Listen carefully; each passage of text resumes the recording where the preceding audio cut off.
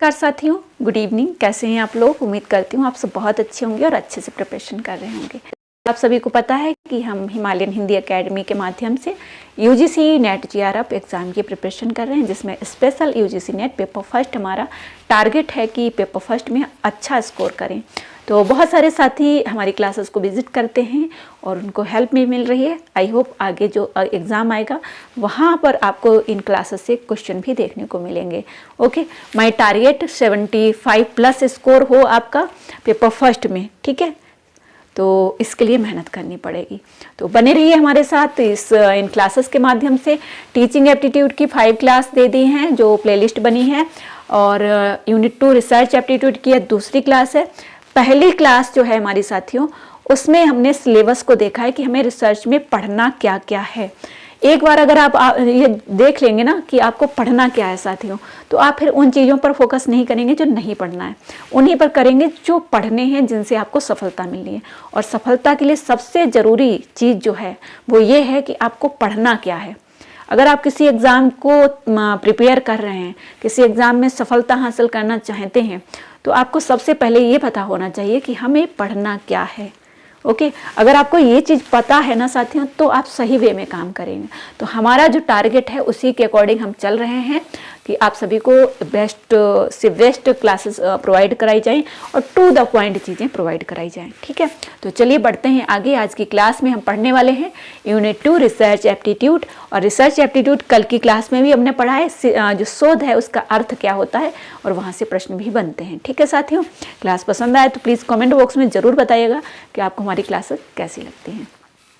चलिए, तो बिल्कुल बेसिक से हम थ्योरी पढ़ रहे हैं और PYMCQs भी लेकर आएंगे, पूरा मॉक टेस्ट कराएंगे आप सभी को। तो अभी हम क्या पढ़ने जा रहे हैं साथियों, बहुत ध्यान से चीज़ों को देखिएगा। अगर नोट्स बना रहे हैं तो मुझे लगता है एक बार आप इस वीडियो को देख लीजिए, दोबारा जब देखिए तब नोट्स बनाइए, ठीक है। अनुसंधान के महत्वपूर्ण उद्देश्य, पहले सुनिए, लिसन टू मी, ओके। अनुसंधान के महत्वपूर्ण उद्देश्य, important objective of research. Research के इम्पोर्टेंट ऑब्जेक्टिव क्या हैं, किस उद्देश्य से रिसर्च किया जाता है। आप कुछ खोज रहे हैं, उसके पीछे का उद्देश्य क्या है। आप एग्जाम क्वालिफाई करना चाहते हैं, उसके पीछे भी कुछ उद्देश्य हैं, कुछ गोल्स हैं आपके। वैसे ही रिसर्च करने के भी कुछ गोल्स हैं, आप क्यों करना चाहते हैं, किस पर करेंगे रिसर्च, तो ये हम जानते हैं। आज का जो जमाना है, वैश्वीकरण के वर्तमान दौर में उच्च शिक्षा की सहज उपलब्धता और उच्च शिक्षा संस्थानों को शोध से अनिवार्य रूप से जोड़ने की नीति ने शोध की महत्ता को बढ़ा दिया है। एक तो वैश्वीकरण ने, ध्यान रखिएगा, एक तो वैश्वीकरण ने, दूसरा उच्च शिक्षा की जो सहजता हो गई है, प्रत्येक व्यक्ति, प्रत्येक स्टूडेंट, प्रत्येक अभ्यर्थी उच्च शिक्षा ग्रहण कर सकता है, राइट।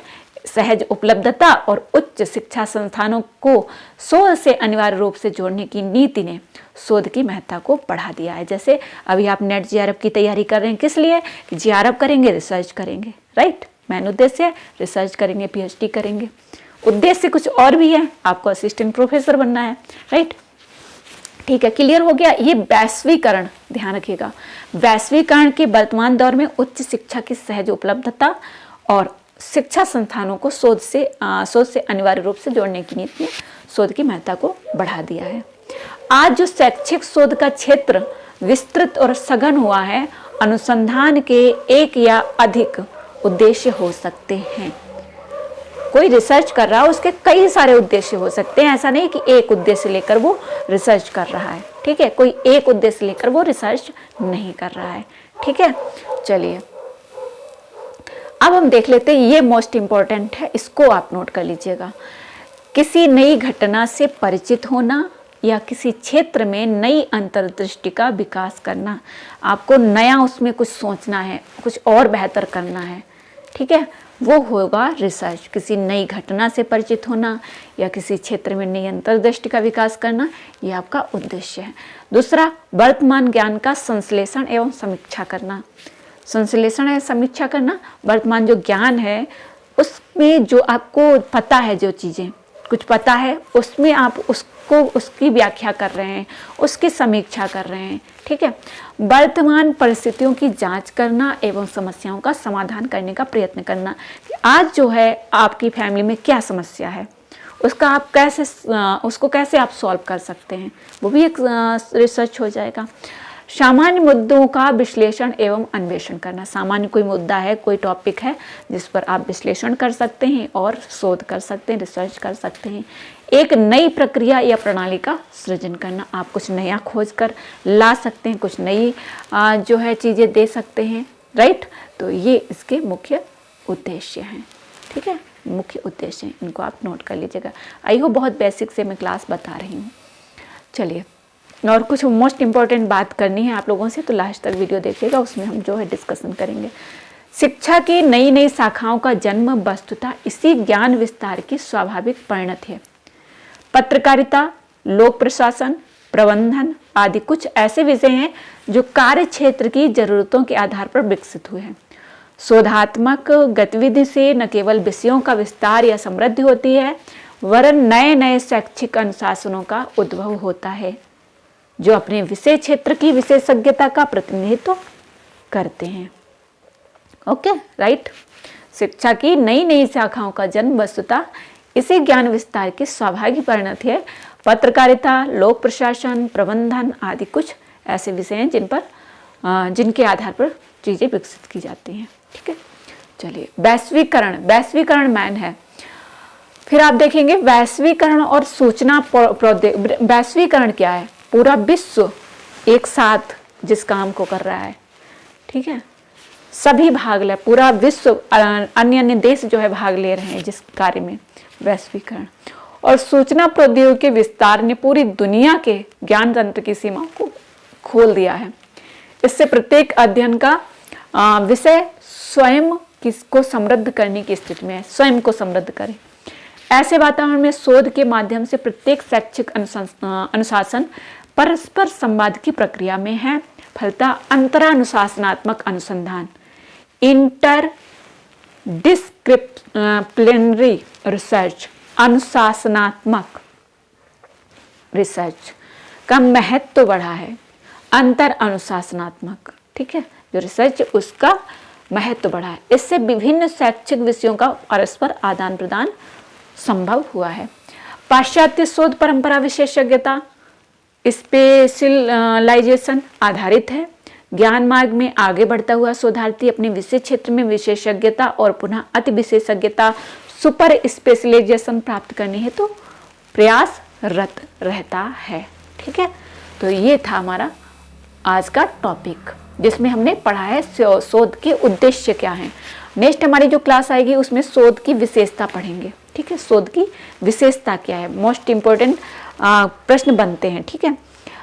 अब बात करते हैं, जैसे मैं यहाँ पे पढ़ा रही हूँ आप सभी को, तो मैं चाहती हूँ कि 2 क्लासेस यहाँ पे दूंगा आप सभी को, और बाकी क्लासेस प्राइवेट क्लास जो ज्वाइन कर चुके हैं साथी उनके लिए मैं काम करूँ, क्योंकि वो लोग हमारे साथ प्राइवेट क्लास ज्वाइन कर चुके हैं, तो मैं उनके लिए विशेष कार्य करूँ।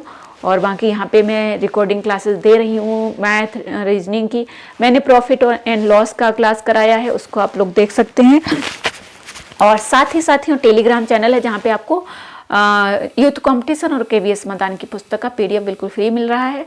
अगर आप चाहते हैं कि आप भी पेपर फर्स्ट में अच्छा करें, आपको सब्जेक्ट का गाइडेंस भी मिल जाए, देखिए, तो मैं आपको गाइड करूंगी कि आपको, देखिए, पेपर फर्स्ट तो मैं पढ़ाऊंगी, पूरा कवर कराऊंगी, जिसमें आपका सिलेबस, जो मोस्ट इंपॉर्टेंट चीज़ें हैं उन पर ज़्यादा फोकस रहेगा। सिलेबस भी कवर होगा, लेकिन उन चीज़ों पर ज़्यादा फोकस रहेगा जहाँ से क्वेश्चन बनते हैं। DI और मैथ कैसे सॉल्व करना है वो चीज़ें, रीजनिंग जो है उसको, और इनका मॉक टेस्ट भी होता रहेगा, रिवीजन भी होता रहेगा। साथ में आपको गाइड किया जाएगा कि आपका जो सब्जेक्ट है उसको कितना टाइम देना है, कैसे पढ़ना है, ताकि दोनों जो है आप इक्वल तरीके से तैयार कर पाएं और अपना अच्छा स्कोर कर पाएं, ताकि आप जो है कम से कम 65 से 70% अपना स्कोर कर लें, ताकि आपका एग्ज़ाम क्वालिफाई हो जाए, ठीक है। तो आई होप आप सभी को क्लासेस पसंद आ रही हैं। कमेंट बॉक्स में ज़रूर बताइएगा कि जो है मैं यहाँ पे क्लास को कम करना चाहती हूँ। बाकी रिकॉर्डिंग क्लासेस आती रहेंगी, लाइव क्लासेस भी आती रहेंगी, ठीक है। और अगर व्हाट्सएप स्टडी ग्रुप है हमारा, उसको भी आप ज्वाइन कर सकते हैं, टेलीग्राम ज्वाइन कर सकते हैं। अगर आप स्पेशल क्लास ज्वाइन करना चाहते हैं तो आप 7355281416 पर कांटेक्ट कर लीजिएगा साथियों, ठीक है। वहाँ से आपको एक बेहतरीन गाइडेंस मिल जाएगी, ताकि आप अपने एग्ज़ाम को अच्छे से क्वालिफाई कर सकें, ठीक है। ऑल द बेस्ट, मिलते हैं नेक्स्ट क्लास में।